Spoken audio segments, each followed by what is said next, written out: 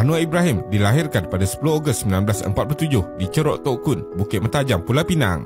Beliau adalah bekas pelajar di Kolej Melayu Kuala Kangsar sebelum melanjutkan pengajian di peringkat ijazah sarjana muda dalam bidang pengajian Melayu Sastra di Universiti Melaya. Anwar menubuhkan Angkatan Belia Islam Malaysia (ABIM) dan menjadi presiden dari tahun 1972 hingga 1982. Beliau dan para aktivis ABIM telah menubuhkan Yayasan Anda Akademik bagi membolehkan rakyat yang tersisih meneruskan pendidikan. Semasa berusia 27 tahun, Anwar dipenjarakan 20 bulan pada tahun 1974 hingga 1976 di bawah Akta Keselamatan Dalam Negeri ISA kerana demonstrasi jalanan melibatkan 5,000 pelajar berhubung isu di Baling Kedah. Anwar bersetuju menyertai Parti Pimpinan Tun Mahathir Pertubuhan Kebangsaan Melayu Bersatu (UMNO) pada tahun 1982 dan mula aktif dalam UMNO sewaktu beliau berusia 35 tahun. Kemudiannya memenangi PRU pada April 1982 di Parlimen Pematang Pauh. Kemarahan kerjaya Anwar begitu pantas. Pada 2 Jun 1983, Anwar dilantik sebagai Menteri Kebudayaan, Belia dan Sukan. Seterusnya Menteri Pertanian 1984 dan Menteri Pendidikan pada tahun 1986 hingga 1991.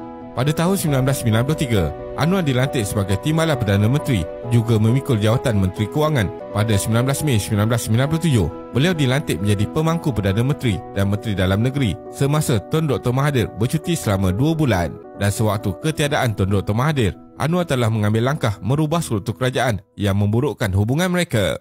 Pada 2 September 1998, Anwar telah dipecat dari menjadi Timbalan Perdana Menteri dan Menteri Kewangan. Selepas itu, Anwar juga mengadakan perhimpunan untuk mendapatkan sokongan. Pada 29 September dan 5 Oktober 1998, Anwar dibawa ke mahkamah dengan mata yang lebam dan memakai pendakap leher. Anwar mendakwa beliau telah dipukul semasa berada di bawah tahanan polis. Kecederaan dialami Anwar disebabkan oleh serangan fizikal oleh Ketua Polis Negara iaitu Abdul Rahim Noor. Liku-liku perjalanan politik Anwar apabila Mahkamah Tinggi Kuala Lumpur menjatuhkan hukuman penjara 6 tahun pada 14 April 1999. Ini telah menyebabkan protes besar-besaran dengan laungan reformasi oleh penyokong Anwar. Pada 8 Ogos 2000 pula, Anwar telah dijatuhkan hukuman penjara 9 tahun ke atas kesalahan salah laku seksual. Pada September 2004, Mahkamah Persekutuan membatalkan pertuduhan liwat dan membebaskan Anwar kerana tiada bukti pendakwaan kukuh ke atasnya selepas 6 tahun beliau dipenjarakan. Pada Mac 2008, pembangkang berjaya memenangi lebih 80 kerusi parlimen dan Barisan Nasional gagal mendapat kejayaan besar lebih 2/3 majoriti. Gabungan PAS Keadilan DAP kemudian bersetuju menubuhkan Pakatan Rakyat. Anwar dilantik sebagai Ketua Pembangkang mewakili Pakatan Rakyat di Dewan Rakyat. Dalam PRU ke-13 pada Mei 2013, Anwar berjaya mempertahankan kerusi Parlimen Pematang Pauh. Pada 7 Mac 2014, Anwar dijatuhi hukuman penjara 5 tahun oleh Mahkamah Rayuan. Skandal 1MDB membabitkan Perdana Menteri Najib Razak semakin meruncing pada penghujung 2016. Pakatan Harapan memperoleh kemenangan majoriti mudah. Kerajaan Pimpinan Barisan Nasional telah ditumbangkan.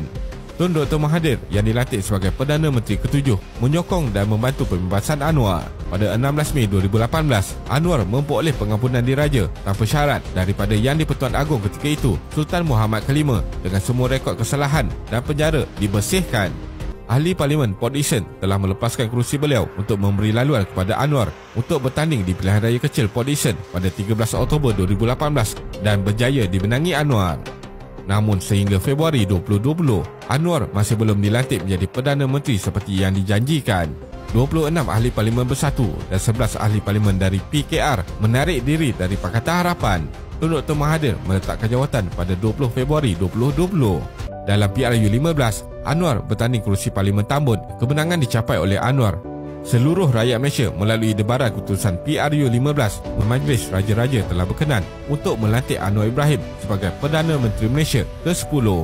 Anwar telah mengangkat sumpah sebagai Perdana Menteri di Istana Negara pada petang 24 November 2022. Kesimpulannya, Anwar Ibrahim adalah satu figura politik dengan perjuangan panjang, diselami perit dan getir, ditambah dengan sudut pemikiran luas dan kritikal, di mana merupakan kelebihan yang amat sukar dicari dalam pemimpin masa kini.